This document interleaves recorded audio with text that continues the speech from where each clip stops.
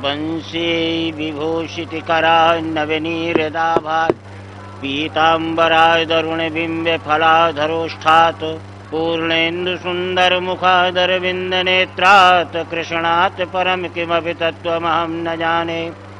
बर्हापीडं नटवरवपुः कर्णयो कर्णकारं बिभ्रद्वासः कनककपिशम्भे च मालाम् रन्ध्रान् वेणुरसुधररथया पूरयन् गोपवृन्दैरु वृन्दारण्यं सपदि हरणं प्राविशद्गीतकीर्तिः। दौर्भ्यां दौर्भ्यां व्रजन्तं व्रजमदनुमिविशन्तं ह्वालतः प्रोलसन्तं मन्दं मन्दं वहन्तं मुरलीमधुरं कृष्णचरुणारविन्दे। सच्चिदानन्दरूपाय विश्वोत्पत्त्यादिहेतवे तापत्रयविनाशाय श्रीकृष्णाय वयं नमः। नीलाम्बुजश्यामलकोमलाङ्गं सीतासमारोपितवामभागं पाणौ महासायकचारुचापं नमामि रामं रघुवंशनाथं। मनोजवं मारुततुल्यवेगं जितेन्द्रियं बुद्धिमतां वरिष्ठं वातात्मजं वानरयूथमुख्यं श्रीरामदूतं शरणं प्रपद्ये। अतुलितबलधामं स्वर्णशैलावदेहं दनुजमनकृशानुं ज्ञानिनामाग्रगण्यं सकलगुणनिधानं वानराणामधीशं रघुपतिप्रियभक्तं वातजातं नमामि। गुरुर्ब्रह्मा गुरुर्विष्णुर्गुरुदेवो महेश्वराः गुरुः साक्षात् परब्रह्म तस्मै श्री गुरुवे नमः। सर्वांतर्यामी कन्हैया जी, ब्रह्मलीन धर्म सम्राट परम पूज्य स्वामी कृपात्री जी महाराज, विद्वत मंडली, धर्म प्राण जनता जनार्दन देवियों, सम्राट कर्मयोगी परीक्षित की जीवन यात्रा 6वें दिन चल रही है। संसार के विशाल भवसागर में उनकी जीवन नौका धर्म कर्म के डंडों के बहाने से सुखदेव जी महाराज नाविक बने हुए हैं और इस विशाल संसार सागर में जीवन नौका को खो रहे हैं। इसमें मार्ग में जितनी भी बाधाएं हैं, जितनी भी मुश्किलें हैं, जितनी भी आपत्ति और विपत्तियां हैं, दैहिक दैविक भौतिक त्रिताप है, उनका निवारण कैसे हो, ये कथा का सारांश है। परब्रह्म परमात्मा ने भी अपने मन में विचार किया कि जीवन की सबसे बड़ी व्यथा है कि जिसे कहा जाए वो न आँखों का विषय है, न समझने का विषय है, न सुनने का विषय है, वो निराकार है, अव्यक्त है। निराकार को कभी देखा नहीं जा सकता, सद्ग्रंथों के माध्यम से उसे सुना जा सकता है। अब जिसे देखा ना जाए उस निराकार और अव्यक्त ब्रह्म के विषय में या उसकी कहानी या उसके जीवन यात्रा जीवन वृत्तांत को हम कथा कहें, ये संभव नहीं है। इसलिए संसार के हित के लिए, परमार्थ के लिए परमात्मा ने निराकार की बिरादरी से साकार की बिरादरी में अवतार लिया, अर्थात यूँ अपन कह लें कि वो जन्म लिया। बहरंग कारण तो केवल एक ही है कि जब जब होई धर्म की हानि, बाढ़हि असुर अधम अभिमानी, तब तब धर प्रभु विबुध शरीरा, हरहि सदा सज्जन भव पीरा। यदा यदा ही धर्मस्य ग्लानिर्भवति भारतो अभ्युत्थानम धर्मस्य तदात्मानं सृजाम्यहम् परित्राणाय साधूनां विनाशाय च दुष्कृतां धर्म संस्थापनार्थाय संभवामि युगे युगे। इस कथा को सार्थक करने के लिए, जीवन वृत्तांत को कथा का स्वरूप देने के लिए और संसार में रहने वाले जब निराकार से साकार की बिरादरी में आए, उनका जन्म हुआ जो अजन्मा है, तो परमात्मा ने अपने जीवन को कई भागों में विभाजित कर दिया। हमारे प्रजातंत्र का मूल स्वभाव है कि संसार में किसी भी रूप में प्रजा का विभाजन हो, सारे तंत्रों का उद्वहन, सारे तंत्रों का निर्वाह, सारे तंत्रों की खुशहाली, जिसके जीवन से हमें उपदेश मिले वो महापुरुष अवतारवादी कहलाता है। अयोध्या के राम, वृंदावन के कृष्ण इसी श्रेणी में परमात्मा के स्वरूप में कहे जाते हैं। जो सारे जगत के माता पिता हैं, हमारे उपनिषदों में कहा है ब्रह्मात्मकम तत्रैव जातः अजन्मा शैव जगत माता पिता तत्रैव तुमैव विद्यते। जो सारे विश्व का चराचर ब्रह्मांड का माता पिता है,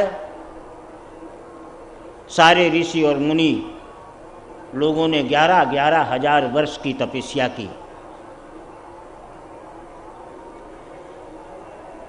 और नारद जी जब तपस्या में भगवान प्रकट नहीं हुए तो नारद जी ने पूछा कि चाह क्या रहे हो। संपूर्ण देवताओं ने कहा हमें उनके चरण मिल जाएं तो हम अपने 11,000 वर्ष के तप को सार्थक मानेंगे। नारद जी ने कहा भाई वीणा को बजाते हुए हमें 1 कल्प वर्ष हो गए लेकिन भगवान के चरण नहीं मिल पाए, और की तो बात ही क्या। तो हमारे ऋषियों ने कहा, संतों ने कहा, महात्माओं ने कहा, वाल्मीकि में आता है कि न चरणाम बोझे न मन इच्छाचा, मेरे भगवान के चरण मुझे मिल जाएं ये लाखों वर्ष की तपस्या का प्रतिफल नहीं है। अगर चरणों में लगी हुई रेत ही मिल जाए तो हमारा जीवन धन्य हो जाएगा। तो जिनके चरण सरोरुह लागी और करत विविध जप जोग विरागी। जिनके चरणों में नहीं, चरणों में लगी हुई रज को प्राप्त करने के लिए लाखों करोड़ों वर्ष लोग तप करते हैं। आज वह अजन्म ब्रह्म अव्यक्त ब्रह्म व्यक्त हुआ और जन्म लिया। निराकार से साकार के रूप में हुआ, नारायण से नर के रूप में हुआ। और इसके बाद जो जगत का माता पिता है वो परमात्मा। बोले प्रात काल जागहि रघुनाथा मात पिता गुरु ना वही माता। जिन लोगों जिन परब्रह्म परमात्मा के चरण नहीं चरण रज को प्राप्त करने के लिए तपस्या लीन देवता भी तरसते हैं, वो एक पांच भौतिक शरीर प्रधान बाबा नंद माँ यशोदा अयोध्या का राम दशरथ कौशल्या के चरणों में प्रातःकाल उठ करके प्रणाम करते हैं। यह क्या परमात्मा का पारिवारिक जीवन नहीं है? अपने सिंहासन पर बैठ कर के परमात्मा विभिन्न प्रकार का अमीरी गरीबा का भेद खत्म करके राम राज्य की स्थापना करना चाहते हैं। क्या उनका ये सामाजिक जीवन नहीं है? असत के द्वारा सत्य को दबाया जाए, असुरों के द्वारा असुर को वेदना दी जाए, यज्ञों में विघ्न बाधाएं के ऐसे बाधकों का विनाश करना, ये क्या राष्ट्रीय जीवन नहीं है? भगवान ने अपना अवतार लेकर के जन्म लेकर के अपने जन्म की सार्थकता, यही सार्थकता है कि अपने पारिवारिक सामाजिक और राष्ट्रीय व्यवस्थाओं को रुचिकर बनाए। ये व्यवस्था है परमात्मा ने हमें दिया। सुखदेव जी ने सम्राट कर्मयोगी परीक्षित को बताया कि परमात्मा के जीवन के तथ्य को पहचानने के लिए बात केवल वहीं आती है कि हमें अपने आप को पहचानना पड़ेगा। और यदि अपने आप को हम नहीं पहचान पाएंगे तो शरीर धारण करने का कोई मतलब नहीं। शरीर धारण आप किए रहो और खूब मोटे ताजे बने रहें, विभिन्न प्रकार का इत्र फुलेल तेल सब कुछ श्रृंगार जितना डेकोरेशन करना हो शरीर का सब कर डालो, लेकिन जीवन का जो सत्य है वो सत्य आपको नहीं मिलेगा। और असत्य में सदा अर्पण रहता है और सत्य में सदा समर्पण रहता है। ये दो बिंदु पर जब तक जीवन में समर्पण नहीं होगा, और समर्पण कब होगा? जब परमात्मा के सत्य को जानेंगे। परमात्मा को कब जानेंगे? जब अपने आप को पहचानेंगे। और यदि हमने अपने आप को नहीं पहचान लिया तो फिर क्या है? शरीर ही तो है धारण करना है। आहार निद्रा भय मैथुनंचा सामान्य में तथ पशुविन नारायणाम वाली व्यवस्था पंचतंत्र में लिखा है, वही व्यवस्था हमारे जीवन में पशुवत हो जाएगी। इसलिए पशुवत जीवन न हो, हमारा जीवन पारिवारिक राष्ट्रीय और सामाजिक स्तर पर आध्यात्मिक स्तर पर हमारा जीवन पवित्र हो। इसलिए भगवान ने जन्म लिया और जन्म की उनके जन्म का वृत्तांत थी श्रीमद् भागवत की कथा है, और उस कथा जो है वो हमारे जीवन की व्यथा को दूर करने वाली है। सम्राट कर्मयोगी परीक्षित ने प्रश्न किया कि परमात्मा जो भगवान के जन्य जनकत्व भाव इन जाते हो न तु जाते न परमात्मा नाम। हमारे यहाँ नियम है, हमारे व्याकरण शास्त्र में दूध पीने का नियम अलग बताया है, सुनने का नियम अलग बताया है, और सब कुछ ऐसी व्यवस्थाएं कर दी हैं। परमात्मा को शरीर धारण करने की व्यवस्था को पहचानने की अलग अलग व्यवस्था दी है। जैसे किसी ने कहा दूध पीना है तो सीधे कह दिया कि दूध पी लो, लेकिन व्याकरण में क्या है, बोले कि घुमा करके कहा है कि क्षीर क्षरणानुकूल व्यापारत्वमेव दुग्धातु अर्था। तो उसको इस प्रकार से व्यवस्थित ढंग से परिष्कृत किया है जिसमें जीवन को धारण करने वाले लोग अपने जीवन को पहचान लें। और यदि जीवन को धारण करने वाले लोग जीवन को पहचान लेंगे तो यत्राम जाते न प्रमाद मंध्यानाम तुमेवं परिदृश्यते, दो नेत्र हमारे सफल हो जाएंगे, जो कान हमारे सफल हो जाएंगे, धन्यम जाति यशस्व मानानाम तुमेवं परिहर्त्यते। यही एक कारण है कि बकरी के गले में दो थन लटकते हैं, उनका कोई अर्थ नहीं है, न बकरी का कोई अर्थ है, इसलिए कि बकरी ने शरीर को धारण किया और गले में दो थन लटक रहे हैं उनको भी धारण किया, लेकिन उनका दुरुपयोग इसलिए सदुपयोग नहीं हुआ कि उसको वो जान नहीं पाई कि इनका अर्थ क्या होता है। इसी तरह यदि धारण करने के बाद अपने जीवन को हम यदि नहीं पहचान पाए तो हमारी दो आँखें दो कान उसी तरह व्यर्थ हैं जैसे बकरी के गले में लटकने वाले दो थन व्यर्थ होते हैं, वो चमड़े का एक भार स्वरूप है।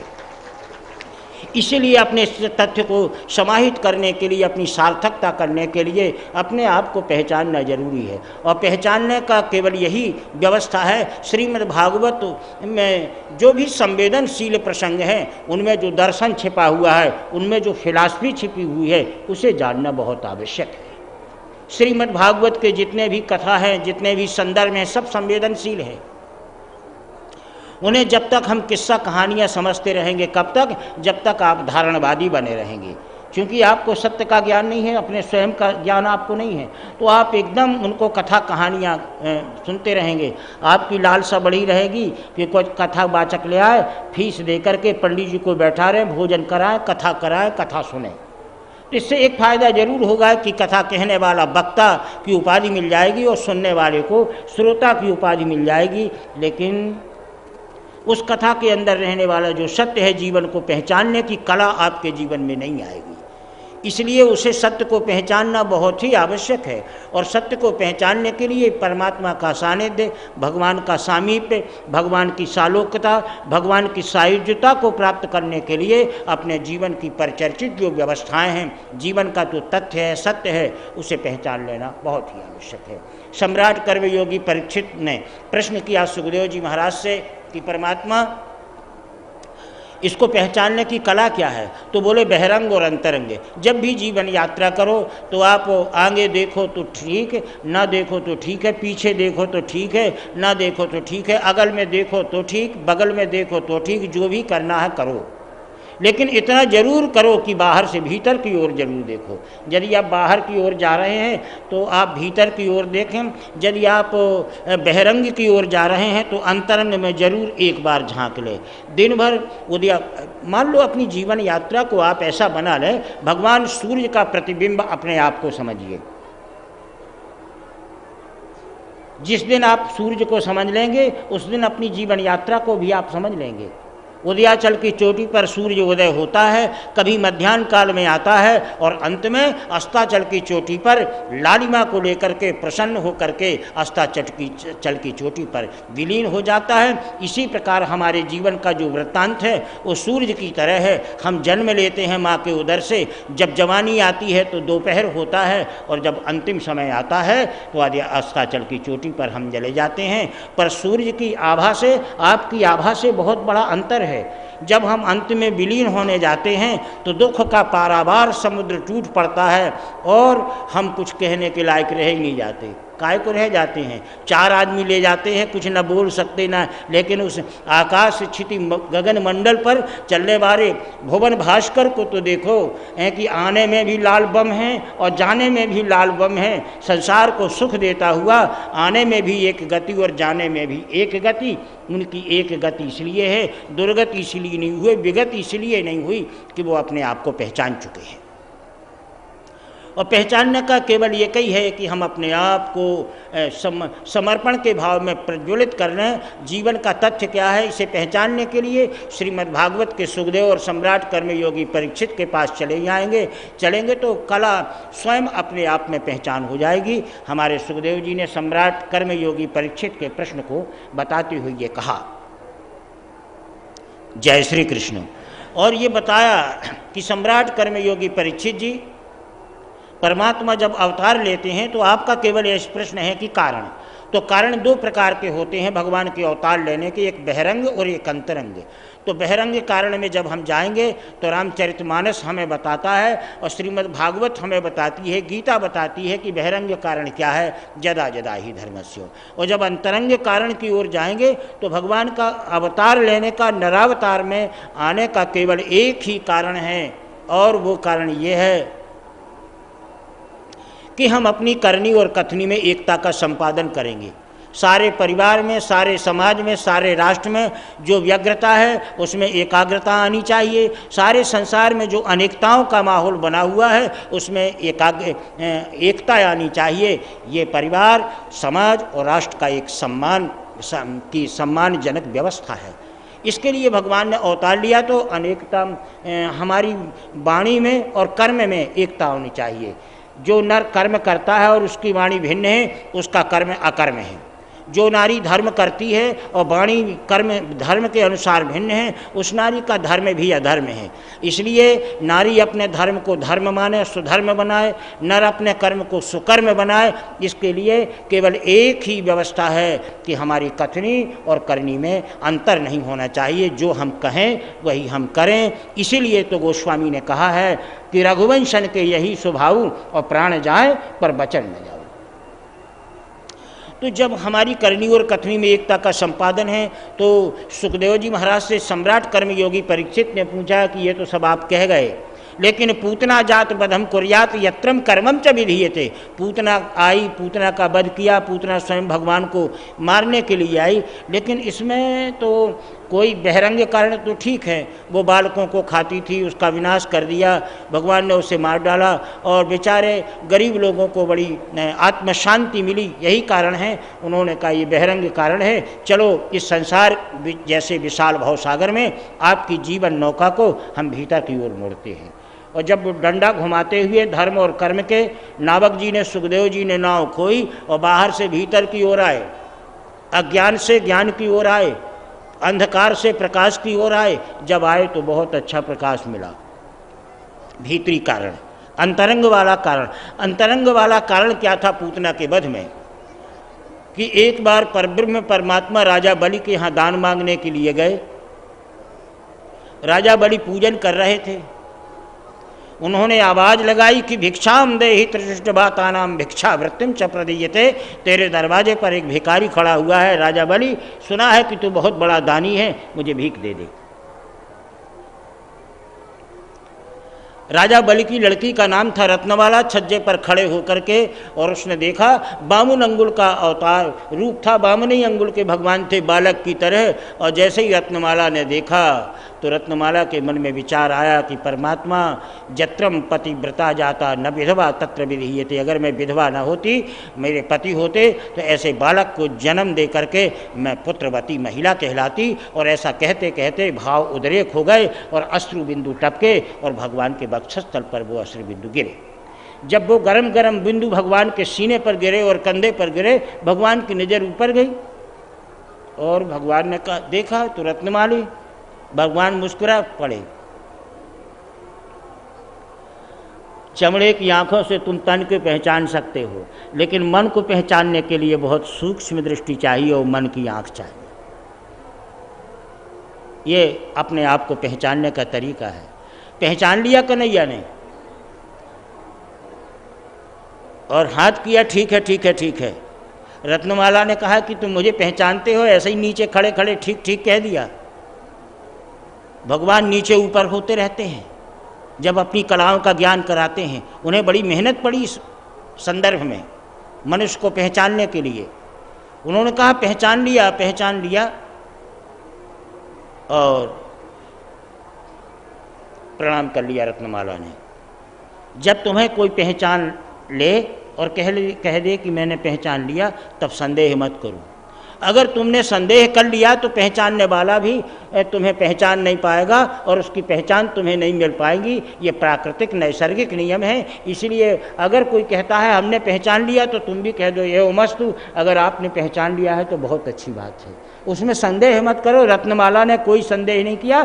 कान्हा ने कहा, वामनावतार ने कहा हमने पहचान लिया। बोले कृपा है आपकी। पिताजी पूजन में बैठे हैं और मेरी प्रार्थना है कि आप पधारें। पिताजी जैसे ही पूजन से उठेंगे आपका आतिथ्य सत्कार करेंगे, क्योंकि हमारे भारतीय संस्कृति में अतिथि देवो भवः की एक संस्कृति है। अब दान क्या लेना है, क्या दान देना है, ये तो बात अलग है। लेकिन परमात्मा ने कहा, रत्नमाला तन की बात तो ठीक है, तुम्हारे मन के भाव को हम पहचान सके। तन के स्वरूप को चमड़े की आंखों से देखा जा सकता है, उसे पहचाना जा सकता है, लेकिन मन के भाव को तो भगवान ही पहचान सकते हैं, जो जिनकी आंखों में सूक्ष्म दृष्टि है, या यूँ कह लो कि उनकी आंखें ही नहीं है, ऐसा भी अपन कह सकते हैं। अब आपको लगे कि भगवान को बिना आँखी वाला बता दिया, अरे तो जो हमारे आजा, जो से हमारे आजा परपाजा पुरखा संत महात्मा कहते आए हैं, करते आए हैं, वैसा ही तो हमें करना है। हमने तो इतना ही कहा कि ये मान लो कि कन्हैया के आंखें नहीं थी, लेकिन इसके पहले हमारे आचार्यों ने, हमारे खानदान वालों ने तो ये कह दिया कि ना पैर थे न कान थे, बिनुपद चलत सुनत बिनु काना, और कर बिनु कर्म करई विधि नाना। जब उनने इतना कह दिया तो हमने बिना कन्हैया के आँख नहीं है, कौन सी अति संयुक्त की, बिना आँख वाला था। और जब बिना आँख वाला था तो तन को आँखों से देखा जा सकता है, पर अंधे बन करके और तन मन के भाव को पहचाना जा सकता है। 2 आँखें होना चाहिए, 4 आँखें आपके जीवन में। तन को भी पहचानना है और मन के भाव को पहचानना है। फर्क केवल इतना है कि तन के स्वरूप को पहचानना है और मन के भाव को पहचानना है। इसलिए एक दृश्य आँख होना चाहिए तन वाली, और एक अदृश्य आँख होना चाहिए मन वाली। और अगर मन के भाव को आपने पहचान लिया तो आप कभी भक्त नहीं बनेंगे, एक सीधे सीधे से आप भगवान बन जाएंगे, परमात्मा का स्वरूप बन जाएंगे। और पहचान लिया, बोले रत्नमाला तेरे मन के भाव को हम पहचान गए, लेकिन रत्नमाला जा, अगर मुझे पुत्र के रूप में तेरे भाव की भावना उद्रेकित हुई है तो अभी तो कुछ नहीं, ये मैं वचन देता हूँ, ये मेरी कथनी है कि कृष्णावतार में तू पूतना बन करके आना, चूंकि राजा की बल की लड़की है, आसुरी वृत्ति पर आना।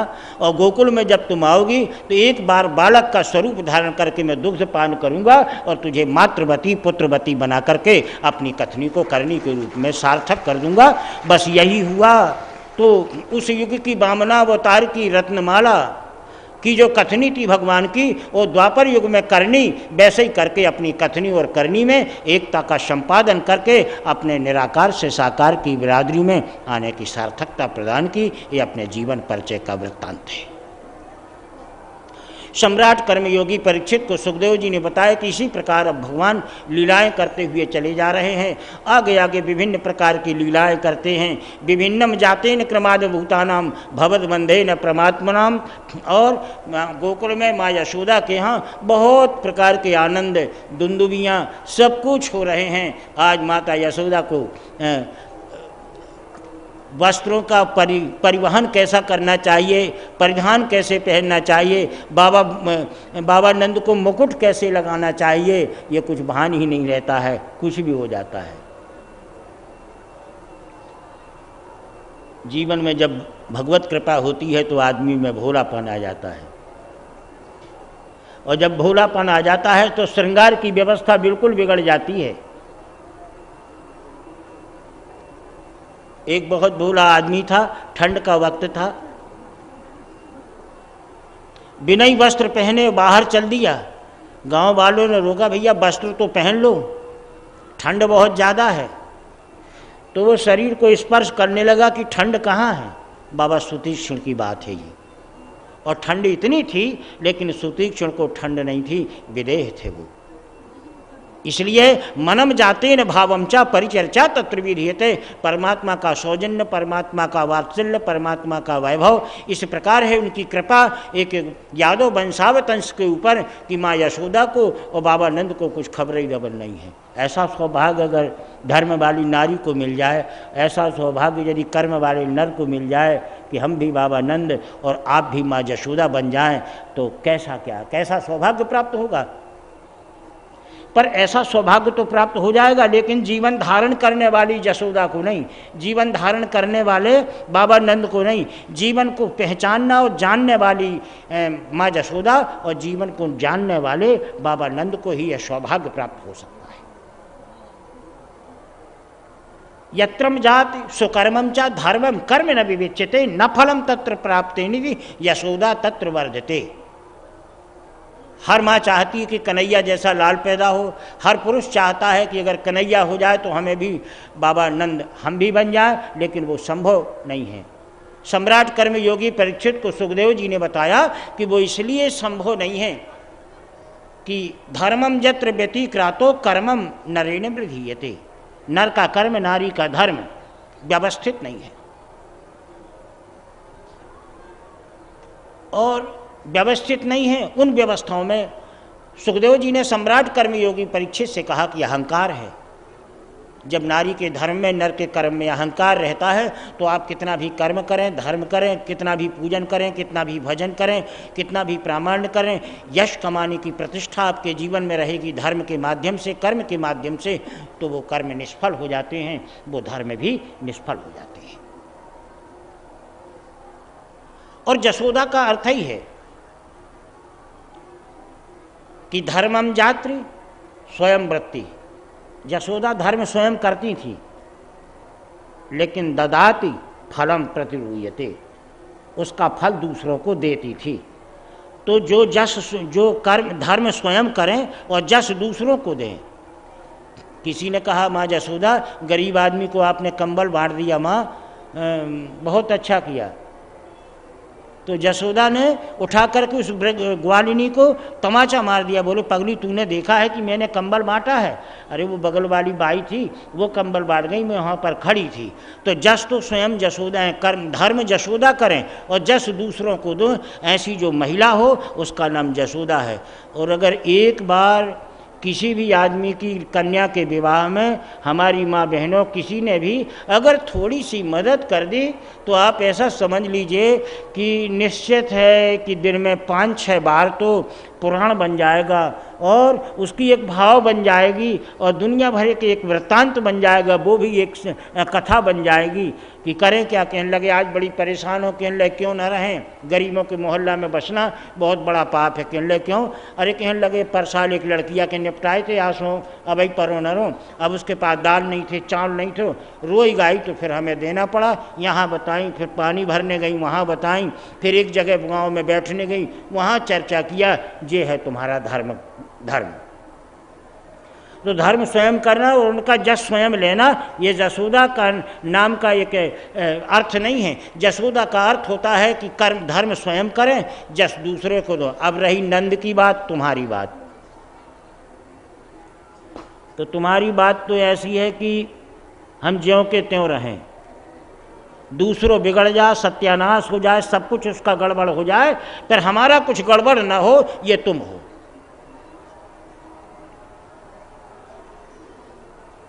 अब एक राजा क्रूर था,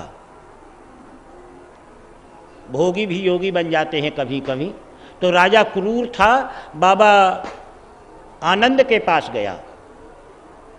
हमारे नंद का नाम आनंद था, और जब आनंद के पास गए तो चरणों में प्रणाम किया। नंद ने एक बगल बुलाया, आनंद ने बोले कि हम ब्रजराज हैं, गोकुल में हमारी राजधानी चलती है, हमारा नाम आनंद है, तुम चाहते क्या हो, मांगना क्या चाहते हो?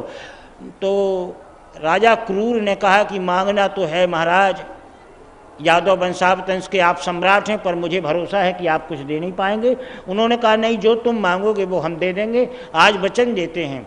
बोले हमें शंका होती है कि आप नहीं दे पाएंगे। तुरंत बाबा आनंद ने सरजू यमुना जी का जल उठाया और सौगंध खाई कि गोकुल का साम्राज्य, जहाँ जहाँ मेरा साम्राज्य है भूमंडल पर, इस गोकुल का सारा साम्राज्य अगर तुम मांगोगे तो राजा क्रूर हम तुम्हें समर्पित करेंगे, आप मांगो तो। बस राजा क्रूर ने कहा, न साम्राज्यम तैव मुमुक्षमाधानाम मक्षरम बेके न प्रदीयते, मुझे तुम्हारा साम्राज्य नहीं चाहिए, तुम्हारे नाम का केवल एक अक्षर चाहिए, उससे मेरा अभिशाप खत्म होता है। तुम्हारा नाम आनंद है, पहला अक्षर मुझे दे दो तो मैं क्रूर कपटी से अक्रूर बन जाऊं और तुम्हारी जो दशा हो सो हो। तो आनंद नंद रह गए अधूरे और क्रूर को अक्रूर बना दिया। ये बाबा नंद का कर्म है। जय श्री कृष्ण। अब आपके जीवन में क्या है? अपने कर्म की अभिलाषा सोचें, अपने कर्म की परिभाषा सोचें। क्या आप ऐसा कर सकते हैं? हम कर सकते हैं। जीवन में अर्पण तो है पर समर्पण नहीं है। अर्पण में तुम देखोगे, सुखदेव जी ने सम्राट कर्मयोगी परीक्षित को बताया कि आदमी में अर्पण वाला दिखता है, लेकिन समर्पण वाला जो है वो तो समर्पित ही हो जाता है, कहीं कुछ दिखता ही नहीं है, केवल उसकी सत्ता रहती है, समाप्त नहीं होता, सत्ता रहती है। और यदि अर्पण करोगे तो तुम्हारा स्थूल भी रहेगा, तुम्हारा सूक्ष्म भी रहेगा, सब कुछ तुम्हारा रहेगा। प्रमण्यम यत्रान प्रभाद मूढ़ा नाम तुमेवं परिदृश्यते, सब कुछ तुम्हारा रहेगा, सारी व्यवस्थाएं तुम्हारे जीवन में रहेंगी। लेकिन जब अगर तुम्हारे जीवन में एक बार समर्पण आ जाएगा तो समर्पण के आधार पर आपके जीवन में आपकी केवल सत्ता रहेगी, आप तो रहेंगे नहीं। समर्पित होने का अर्थ है कि हम शेष रहें ना। या अर्पणम जातेन समुद्र भूतानाम समर्पणम तत्र विद्यते। बस दो ही चीज़ है, अर्पण में कुछ बचेगा, समर्पण में समर्पण करने वाला रहेगा ही नहीं है। बस अर्पण और समर्पण की व्याख्या ये है। लेकिन सत्ता रहेगी, सत्ता कभी समाप्त नहीं होगी। गुड़ में अर्पण है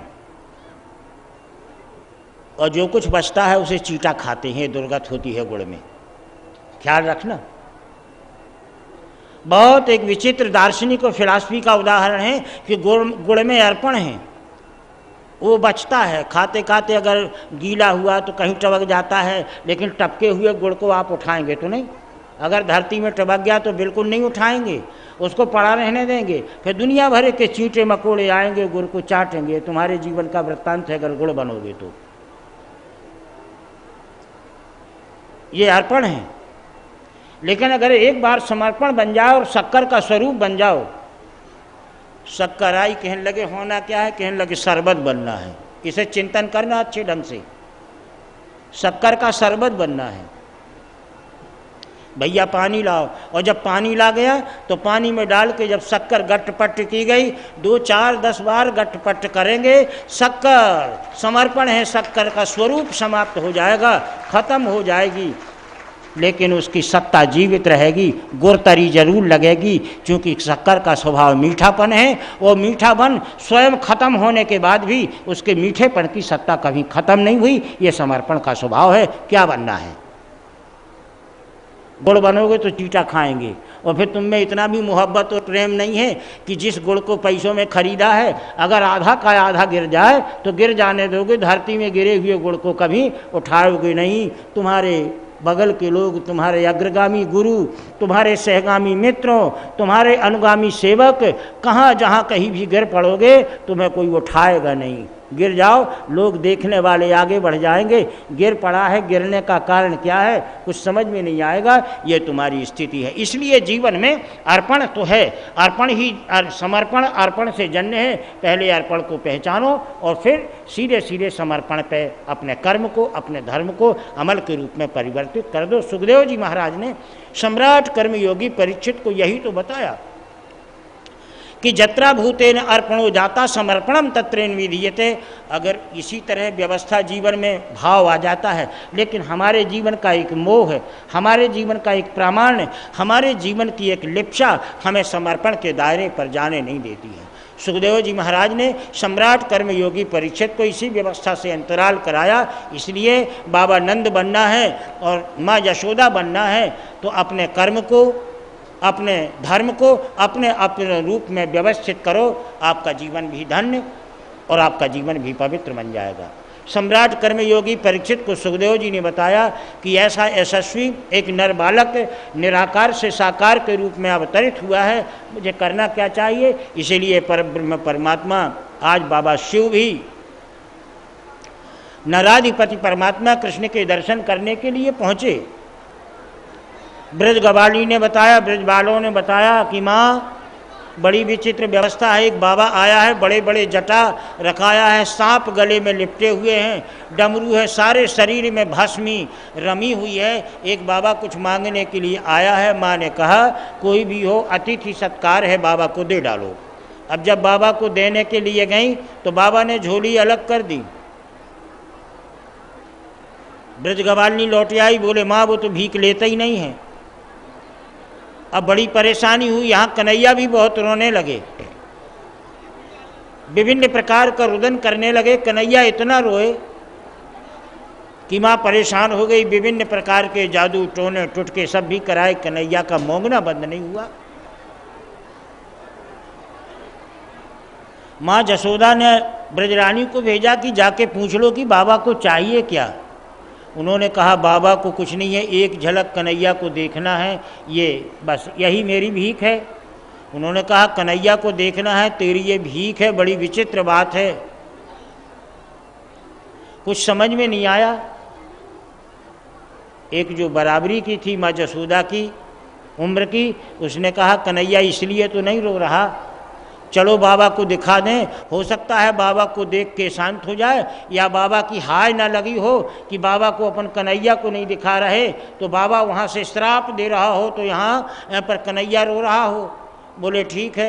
जैसे ही पालना में से लेकर के माँ यशोदा कन्हैया को हरि को लेकर हर के नज़दीक में आने लगी, जैसे ही आती हैं वैसे ही रोना बंद तो नहीं हुआ, रोना कम हो गया और रहते रोते रोता और धीरे कम हो गया।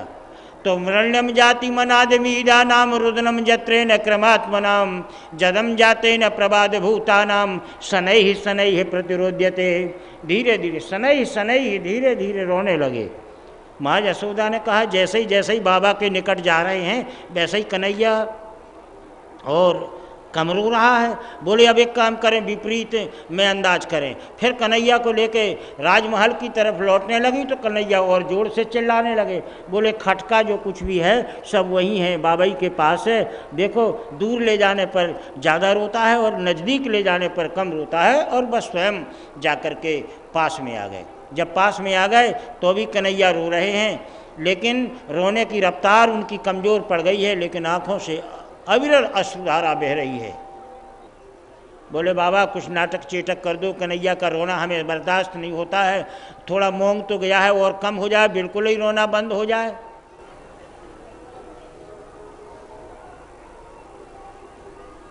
बाबा ने कहा कि अगर जीवन में रोना और हंसना बंद हो जाए तो जीवन ही समाप्त हो जाएगा। माँ यशोदा लाओ, थोड़ा लिया था, झाड़ फूंक दिया पंखों से, तो भी सिसक रहा है। कुछ बुदबुदाए बाबा। बोले अच्छा ऐसा कर, अगर तुझे मेरे प्रति कोई शंका है तो मैं अपनी आंख नहीं खोलूंगा, ला मेरी गोदी में रख दे। माँ यशोदा ने अगल बगल देखा, महिलाओं ने इशारा किया ब्रजवालिनी ने कि रख दे ना, जब बाबा वचन दे रहा है। फ़कीर लोग अपने अपने अपने में बड़े मस्त होते हैं। फ़कीरी बड़ी विचित्र होती है, भगवान की भक्ति कैसे होती है।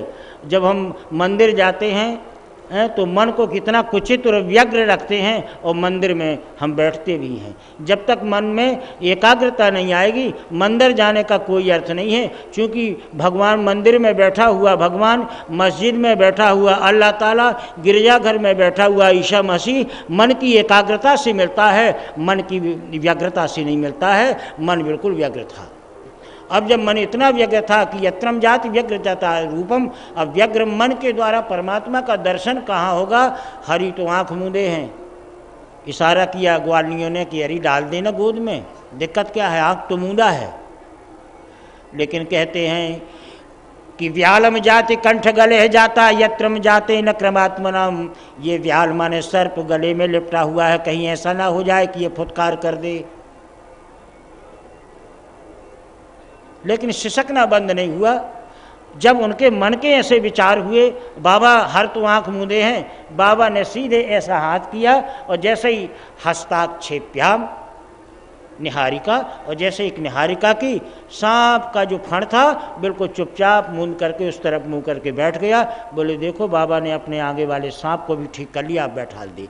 और जैसे ही कन्हैया को गोद में बैठाल लिया, रोना बंद हुआ, बाबा की आंख खुल गई। हरि ने हर को देखा, हरि ने हरि को देखा, दोनों मुस्कुरा गए। और जब मुस्कुरा गए तो यत्राम यत्रेन दर्शना जाता सुदर्शनम तत्रेन प्रमांजलम। नरावतार धारण करने का, कन्हैया धारण करने का सार्थक फल कन्हैया को मिला और बाबा भोले बाबा हमारे शिव शंकर को भी मिल गया। ये जीवन को धारण नहीं, जीवन को पहचाननी एक कला है। और बाबा वहाँ से सीधे सीधे गए, माँ यशोदा को कन्हैया को दे दिया। सम्राट कर्मयोगी परीक्षित को सुखदेव जी, परीक्षित ने सुखदेव जी से पूछा कि महाराज इस हरि और हर के मिलन में अर्पण और समर्पण का स्थान क्या है। सुखदेव जी महाराज ने कहा चले चलो।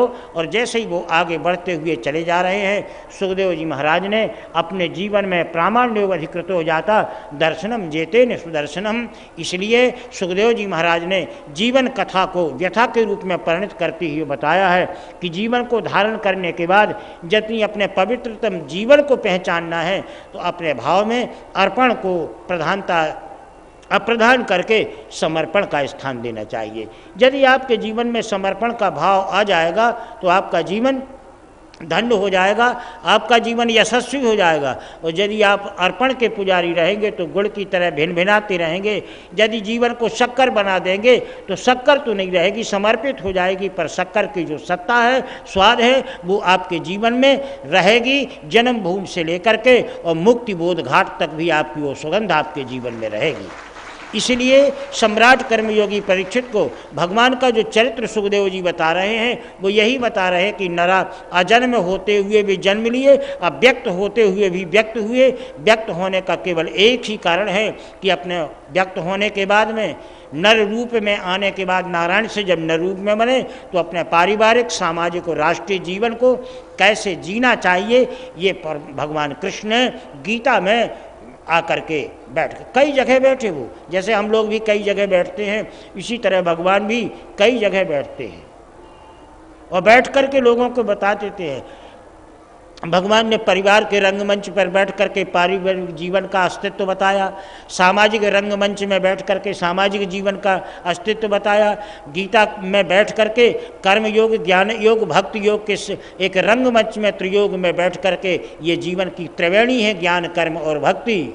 इस त्रिवेणी संगम पर बैठ कर भी अपने जीवन के तथ्य को, राष्ट्रीय जीवन का वृत्तांत बताया कि राष्ट्रीय जीवन को स्वस्थ कैसे बनाना चाहिए, ये भगवान के अवतार लेने का नियम है। सम्राट कर्मयोगी परीक्षित ने सुखदेव जी महाराज से पूछा कि परमात्मा जो विभिन्न प्रकार के अपने जीवन शैली को व्यतीत कर रहे हैं या जीवन शैली में जीने की कला बता रहे हैं, इसमें भगवान के स्वरूप कितने हैं। सुखदेव जी महाराज ने सम्राट कर्मयोगी परीक्षित को बताया कि भगवान के विभिन्न प्रकार के स्वरूपों का प्रामाण्य करते हुए 4 प्रकार के जीवन बताए हैं। कृष्ण तो केवल एक ही है, लेकिन लाल कृष्ण, बाल कृष्ण, गोपाल कृष्ण और युगल कृष्ण, ये 4 रूप परमात्मा के हैं। चारों रूपों में परमात्मा ने जो अपनी लीलाएं की हैं उनके बहिरंग कारण कुछ भी हों, लेकिन अंतरंग कारण, बाहरी कारण कुछ भी हों, भीतरी कारण, अंतरंग कारण केवल एक ही है कि करनी और कथनी में एकता का संपादन करना। इसका केवल एक ही कारण है। इसको थोड़ा सा अपन बहिरंग रूप में देखें कि चाहे आपका पारिवारिक जीवन हो, यदि आपकी कथनी में किसी आदमी को आपने सुबह कह दिया कि हम आपकी कल लड़की की शादी में योगदान करेंगे और आप उस समय पर भाग गए, तो आपकी कथनी में और करनी में कितना बड़ा भारी अंतर हो गया। ये पारिवारिक जीवन का अभिशाप है, कलंक है। सामाजिक जीवन में जब समाज की बैठकें होती हैं, निरपराधी को सजा देना और निरपराधी को सजा दे देना, अपराधी को बचा लेना, ये सामाजिक जीवन की एक परंपरा है।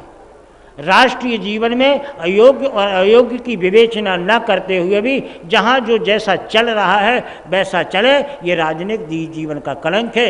इन कलंकों को उद्धृत करने के लिए, कलंकों का भयंकर स्वरूप का ज्ञान कराने के लिए परमात्मा ने अवतार लिया, परमात्मा ने जन्म लिया और अपने इस समर्पण वाले जीवन को सारे विश्व के सामने प्रदर्शित करके बताया कि जीवन को धारण कर लेना सरल है, लेकिन जीवन को पहचान लेना ये बहुत कठिन है। यदि एक बार जीवन का अस्तित्व जीवन समझ में आ जाएगा, सारी व्यवस्थाएं, सारा प्रामाण्य हमारे जीवन में समझ में आए। इसीलिए आप समर्पण नहीं हैं, आपके जीवन में अर्पण है।